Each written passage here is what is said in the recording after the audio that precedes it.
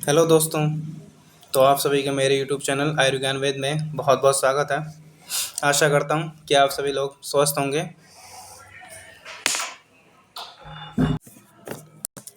आप सभी लोगों के लिए एक इम्पोर्टेंट न्यूज़ है।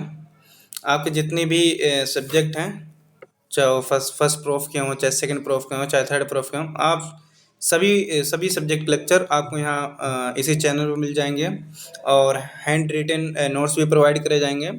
इसके लिए आपको मेरे टेलीग्राम चैनल पर जाके ज्वाइन करना होगा और टेलीग्राम का चैनल का लिंक नीचे मिल जाएगा। तो आज का लेक्चर हम स्टार्ट करते हैं। तो आप सामने एक फिगर देख पा रहे होंगे। ये एक श्रव है। जैसे कि मैंने पिछली क्लास में आपको बला पढ़ाया था। जैसे एक होता है ना बला द्वय, मतलब दो बला होते हैं। एक होता है बला और एक होता है अति बला। तो ये हम सामने अति बला का फोटो देख पा रहे हैं। तो ये इसकी पत्तियां होती हैं जो कि गुड़जे के समान होती हैं और ये बगल में इसके दंतुर निकले होते हैं। ये इसका पुष्प होता है। तो आप इसे देख लीजिए और अच्छे क्योंकि पहचानने में बहुत ज़्यादा हेल्पफुल है। तो सीधा हम थ्योरी पर चलते हैं अब।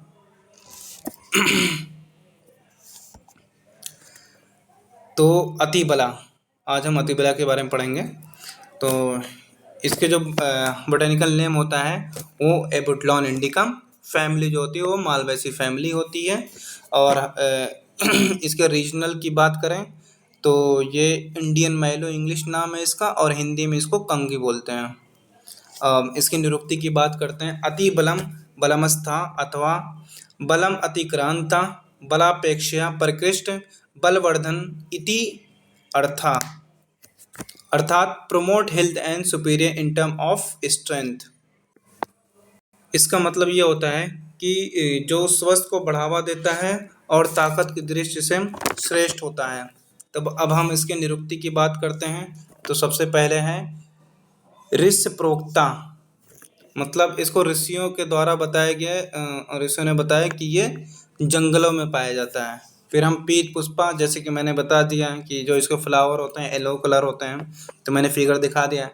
वाट पुष्पी फ्लावर रिजेंबल्ड लाइक बला एंड वर्ष पुष्पिका, मतलब जो इसके फ्लावर जो होते हैं वो बारिश के महीने में ब्लोज्म होते हैं। एंड कंकिका, मतलब जो इसके फ्रूट होते हैं वो कंघी जैसे स्ट्रक्चर में दिखते हैं। जो उसके कांटे निकले होते हैं, जो कंघी के मतलब ऐसे ऐसे, तो ऐसे होते हैं। फिर पटेरिका, पटेरिका मतलब होता है पेटी, मतलब जो फ्रूट्स उसके होते हैं ना तो वो एक बॉस की तरह होते हैं। तो उसे ही है। तो अब हम इसके गुणक्रम बेस्ड ऑन गुणक्रम की बात करते हैं। तो ये वृषा और सभा, सहा मतलब होता है इम्प्रूव स्ट्रेंथ। तो हम इसके गण वर्गीकरण की बात करते हैं। तो जैसे आचार्य चरक ने इसे बल महाकसाय भाव प्रकाश निघंटु ने इसे गुणोच्चादि वर्ग में रखा है। फिर अब हम नेक्स्ट बात करते हैं वानस्पतिक परिचय की, मतलब इसका मॉर्फोलॉजी। तो इसका जो स्वरूप होता है ये एक शरब या छुप होता है जिसकी 3 से 5 फीट ऊंची होती है। कांड मतलब जो मृदु श्वेत रोमों से आवृत होती है। पत्र जो होते हैं एकांतर क्रम में लगे होते हैं। मैंने बताया था आपको गुड़ची के पत्रों के सदृश, मतलब उनके जैसे ही लगते हैं, पर उसमें कुछ डिफरेंट है। जैसे वो दंतुर मैंने बताया ना कि वो कटीले वाले जो स्टक्यू बने होते हैं। मृदु रोमों से आवृत सवृंत होते हैं। जब हम उसके फ्लावर्स की बात करते हैं, पुष्प की बात करते हैं, तो पीतवर्ण मतलब येलो कलर होते हैं। और अगर मेनली इसको देखा जाए तो ये शाम टाइम में खिलते हैं, संध्या काल में। बलाफल, इसके फल की बात करें तो चक्राकार मतलब गोली होता है। और कंघी के साथ जो कंघी से वो निकलते हैं ना, जो उनके तंतु निकले होते हैं, उसी के जैसे दिखता है। फिर उत्पत्ति स्थान देखा जाए तो ये समस्त भारत में पाया जाता है। तो अब हम नेक्स्ट बात करते हैं इसके प्रयोजक अंग की। और इसके प्रयोजक अंग में देखा जाए तो ये पंचांग यूज होते हैं।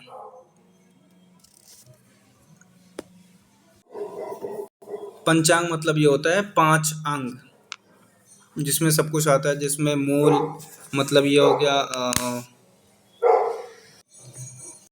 पंचांग मतलब होता है 5 अंग जिसमें मूल, त्वक, बीज, पत्र और फल।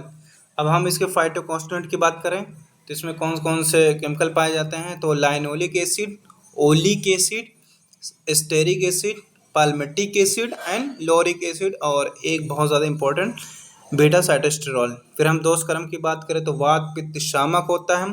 कर्म की बात करें तो बल प्रदान करता है, क्रांतिवर्धक होता है।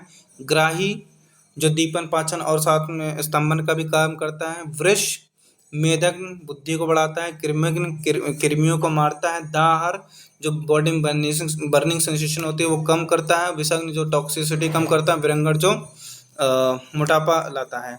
फिर हम नेक्स्ट बात करते हैं इसके रोगाग्नता की, तो इंडिकेशन क्या क्या है, तो इसमें आता है पहले दौर्बल, वात व्याधि, वात रग, प्रमेय में और रक्तपित्त, कृमि, दाह, तृष्णा, विष, प्रदर, रक्त प्रदर ये गायनी का है, और मूत्रकृच। अब हम इसके आमिक प्रयोग की बात करते हैं तो सबसे पहले मूत्रकृच में ज़्यादा यूज़ होता है, जिसमें अतिबला के मूल का चूर्ण कषाय बना लेते हैं।